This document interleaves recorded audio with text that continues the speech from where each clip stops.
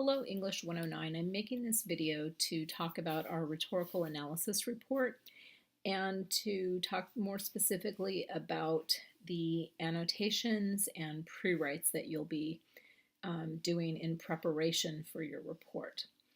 So the first couple of pre-writes that we'll be working on are ones that discuss the author and the audience.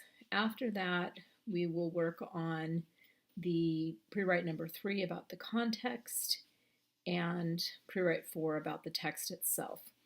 For each pre-write, you will be both annotating your article that you've selected to work with and then taking the information from your annotations to write up about that particular topic. So for author, you'll be looking at things like who is the author, how does the author demonstrate ethos or credibility. You might look up the author on the internet. You might look at the article to see what it says about the author's credentials. You might look at the article itself to see if the author uses certain techniques within the article to establish credibility. And so I wanted to talk a little bit about one, what the annotations might look like, but also what the pre-writes might look like. So here you can see one student has circled and said, okay, here's the author for this particular article. There may or may not be information about the author here. We can see there's a note from the author, and we know that this was published in American Psychologist, so maybe perhaps the author is in the psychology field. But this particular article doesn't give a lot of information about the author. Sometimes you may also find information about the author. Maybe there's a short bio at the end of the article. Again, this one doesn't seem to have that, but you can check there. I wanted to look at another sample of annotations.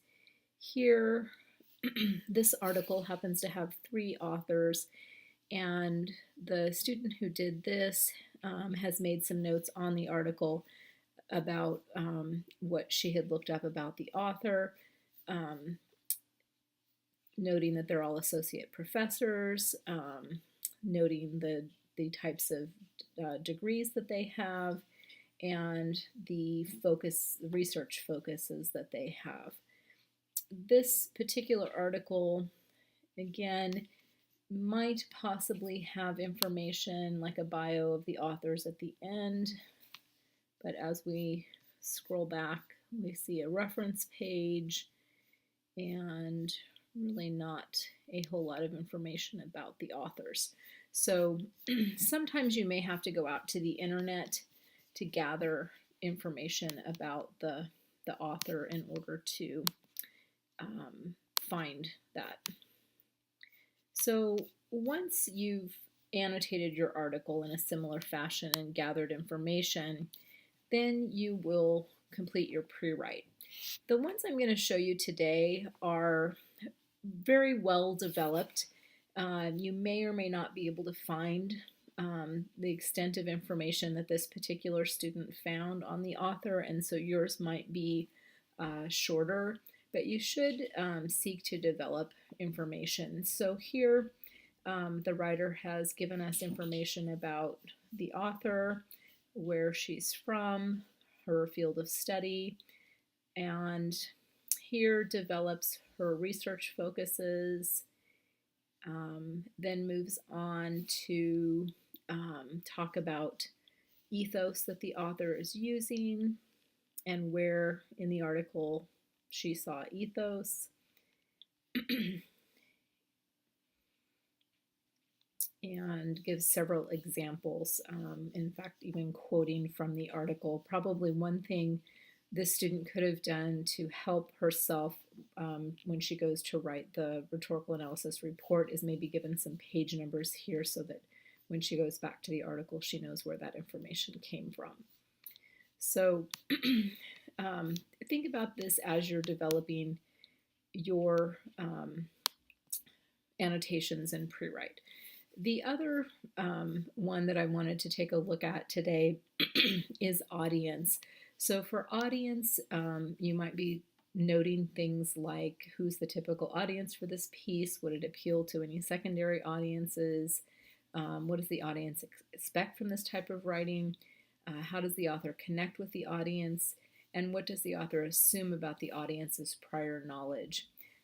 Some of this information you may get by looking up the publication where the article appears, things like typical audience. Most journals have a typical audience, and so looking up the journal information might help there. Thinking about secondary audiences, if you know what the article is about, you might think about other audiences that would benefit from reading it. And audiences' expectations for this type of writing, you may have to also think about the publication or that particular field. In terms of how the author connects and the assumptions the author makes, those you will probably find in the text itself. And I want to go back to look at a couple of these sample annotations to see if we can see what some of the annotations about audience might look like.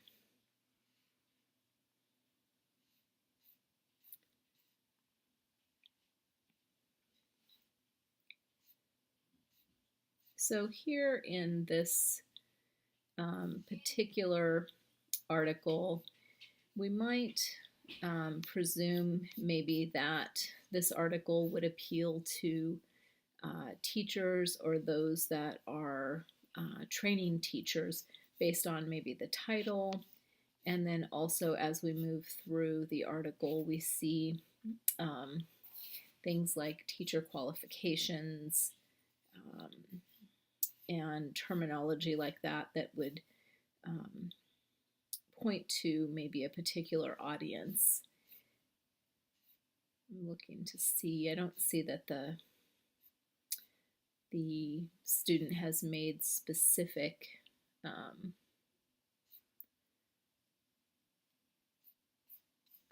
notes about audience, but here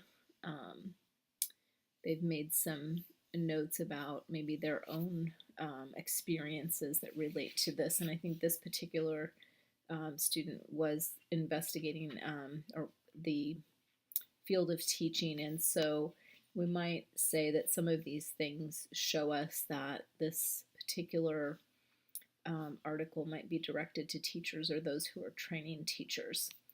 The other set of annotations, we see that the writer or the student here has said audience with a question mark, and so maybe wasn't quite sure who the audience is. Sometimes in the beginning of an article, the writer will let you know who their intended audience is, and you can look at maybe ways they appeal to that particular audience. But again, it may depend a lot on where the article appears and who the audience for that particular journal is. Once you know that, then you can move through the article to look at how well the author appeals to that particular audience. Here we have this paper summarized some challenges currently faced in the field of bullying prevention research. So we might assume, okay, this particular article might be directed to those that are in the research field on bullying and addressing those issues. Furthermore, the overarching goal of this paper is to provide guidance for researchers, policymakers, and practitioners. So here, I think this narrows down the audience further. It also reveals the purpose, providing guidance for these groups. And so marking these sorts of areas will help you as you prepare your pre-write for the audience part.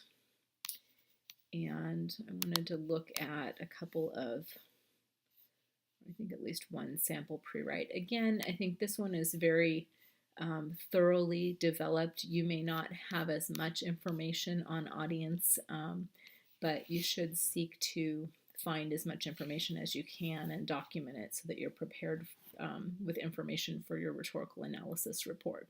So here again, the student has quoted some information. This quote shows that the typical audience for the article is the school system and communities. Again, I think I would recommend adding page numbers so that when you go back to use this information in your report, you know where you got it from and you can document it properly there. So, and then speaking about the ways that the author continues to connect with the audience and so forth. So I wanted to talk about these samples, talk about ways that writers are making annotations. This particular student used different colors to note the different pre-writes that she was doing, and you might do the same as you're going through. In future weeks, we'll move on to look at context, and there are several questions related to that, and then the text itself. So that's it for now, and good luck with your annotating and pre-writing. Thanks.